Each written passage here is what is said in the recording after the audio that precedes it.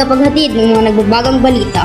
Walang kinikilingan tayong sa katotohanan lamang mula sa bulwagang pambalitaan, himpilan at sandigan ng bayan. Ito ang Radyo Amadeo. Mga nagbabagang balita mula sa loob-labas ng bansa. Mga isyong tinutukan at sinubaybayan. Lahat ng ito kasabay ng mga tanong ng sambayanan ay lulutasin namin sa loob ng 10 minutong paglalahad. Sa loob ng 10 minuto, maghahatid ng balitang siksik, sulit na sulit sa Radyo Amadeo. Narito ang tambalang Rochelle At Justin, nagigising sa inyo ngayong umaga. magandang umaga kabalita. Isang mapagpalang araw Pilipinas Ito ang inyong kaibigan, Justin Basto. at inyong kaagapay Rochelle Vanderlipi. At kayo'y nakikinig sa Radyo Amadeo. Mga nagbabagang balita. Bahagi ng simbahan bumagsak sa HGDM Bulacan. Isang patay na sa 50 sugatan. Nagsalita na si Harry Roque. Literal na malamig ang simula ng Valentine's Day. Bumalik si Zach David sa nangangahulugang 10 pagkatapos ng kambal na podium sa FRMEC. Christine at Oyo Soto magkakaroon ng panibagong baby. Para sa detalye ng nagbabagong balita, bahagi ng simbahan bumagsak sa HGDM Bulacan. Isang patay na sa 50 sugatan. Narito si Sean Biado para sa lokal na balita. Isang patay habang nasa 52 nasaktan mga nang bumagsak ang pangalawang palapag ng St. Peter's Palte Parish Church sa San Jose del Monte, Bulacan nitong Miyerkules ng umaga ayon sa lokal na pamahalaan. Pumanaw sa ospital ang isang 80 anyos babae, sabi ni San Jose del Monte Mayor Arthur Robes. May misa kasabay ng Ash Wednesday ng gumuhang extension na balkuhanin ng simbahan sa barangay Tungkong Mangga dakong alas 7 ng umaga ayon sa Public Information Office ng bayan. Ayon sa mga saksi, may tumili ng malakas na sinundan ng sigawan at tuloy nang gumuho ang bahagi ng second floor. Luma at gawa lang anya sa kahoy ang parte ng simbahan na gumuho, sabi ni Robes sa panayam sa telediado sa serbisyo. Hinihilara ring humin ng istruktura dahil sa anay, sabi ng mga lokal na opisyal. Swerte lang din po yung pagkabagsak niya, hindi yung totally na bagsak ng buo kundi nagdahan-dahan. Nakatakbo po yung ibang tao, sabi ni Robes. Merong mga napilayan, nagsugatan, dagdag ng alkalde. Kinurdo ng simbahan habang patuloy ang clearing operation. Pinag-utos na rin ang lokal pamalahan at ni Malolos Bishop Dennis Villarroyo ang inspeksyon ng lahat ng simbahan sa bayan. We pray for internal repose of the faithful departed and we offer a sincere condolence and assurance of assistance to the family. As we pray for healing and consolations to all those affected, we invoke the consolating motherly care of the Blessed Virgin and steadfast faith of St. Peter. Sabi niya sa isang pahayag. Nagbabalita, Sean Biado. Balik sa'yo, Justin Basto. Nagsalita na si Harry Roque. Narito si Michael De Brigacio para sa lokal na balita.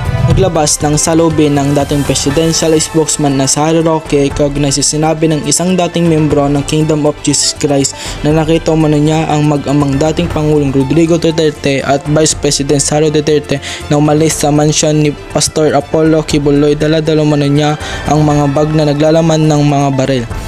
Sa pagdinig ng Senate Committee on Women, Children, Family Relations and Gender Equality sa umano'y mga pang-abuso ng KOGC nitong Lunes, February 18, sinabi ng witness na si alias Rini na dati siyang landscaper ng Glory Mountain ni Kibuloy.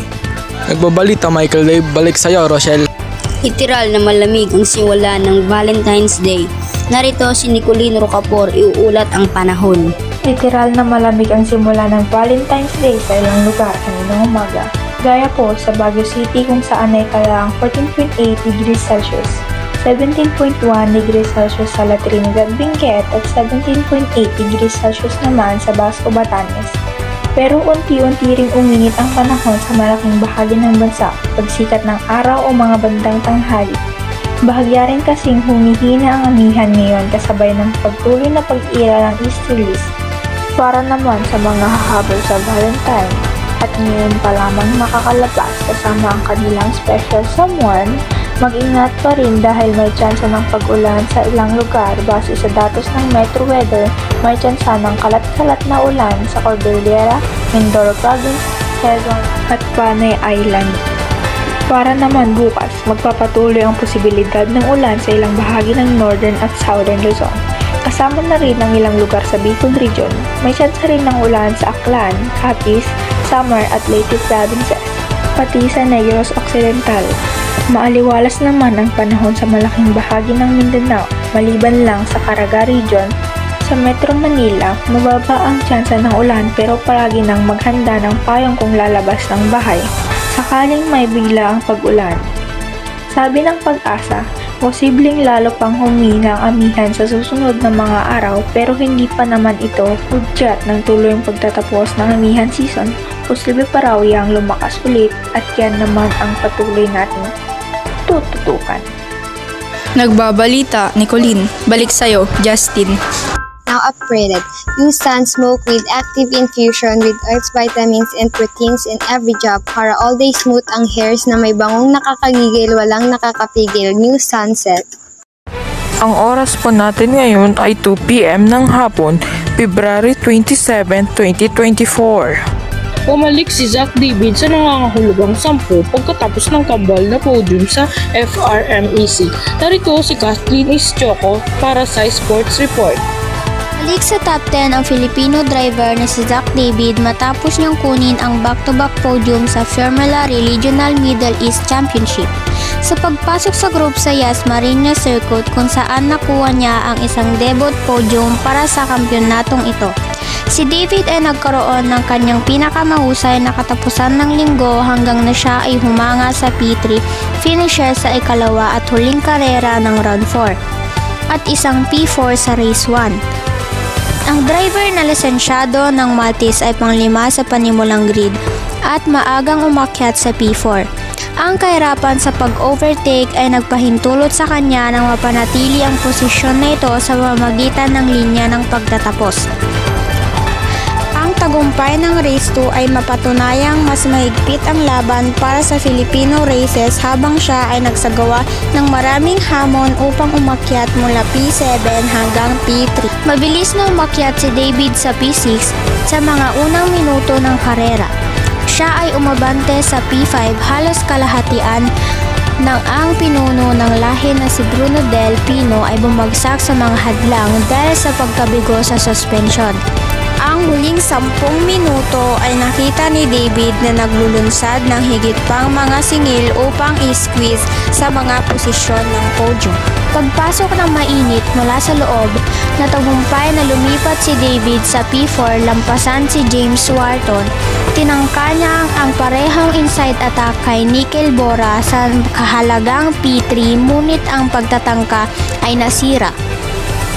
Ang isang palihim na pag-overtake sa labas kay Bora habang siya ay nagtatanggol laban sa inside attacker na si Wharton ay nakakuha kay David ng kanyang P3 na wala pang 2 minuto ang natitira sa karera ng Abu Dhabi na natapos sa ilalim ng dilaw ng bandila. Ang simula ay medyo maayos, umakyat na kami sa isang posisyon at pagkatapos ay medyo mahirap na labanan na. I-overtake ang iba pang mga kotse at kalaunan, nakuha namin sila.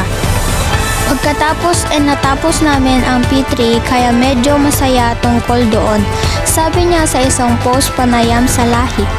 Ang race 3 ay medyo mas maluwag para kay David sa mga tuntunin ng pag-atake, ngunit mayroon siyang ganap na mode ng pagtatanggol sa kanyang P3 qualifying na resulta.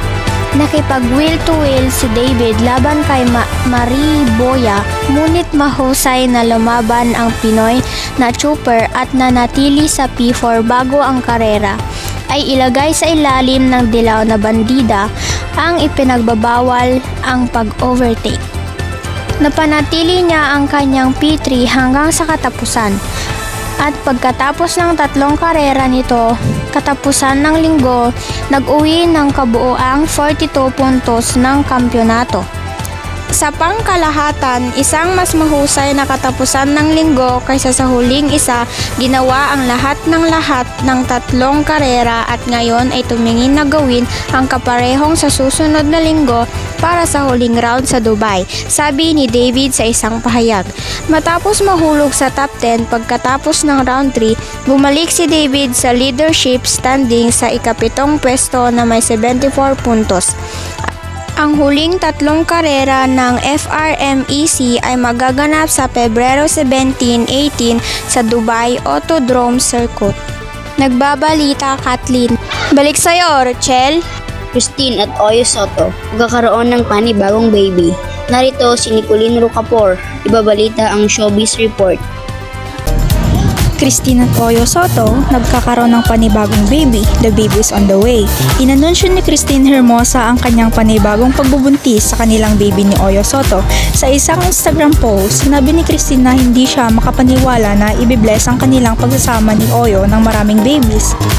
Nakakatawa man daw pero tuwang-tuwa pa rin siya tuwing napopositibo ang resulta ng kanyang PT.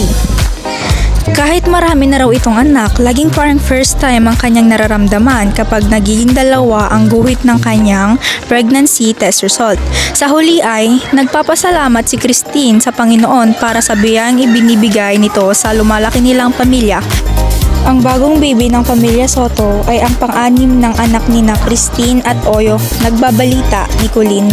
Balik sa'yo, Rochelle. At yun lamang po, maraming salamat. Ako si Rochelle Vanderlipe, ang inyong kaagapay. At ako naman si Justin Baso, ang inyong kaibigan. Walang pinoprotektahan. Walang kinakampihan. Serbisyo ay totoo. Dito sa Radyo Amadeo.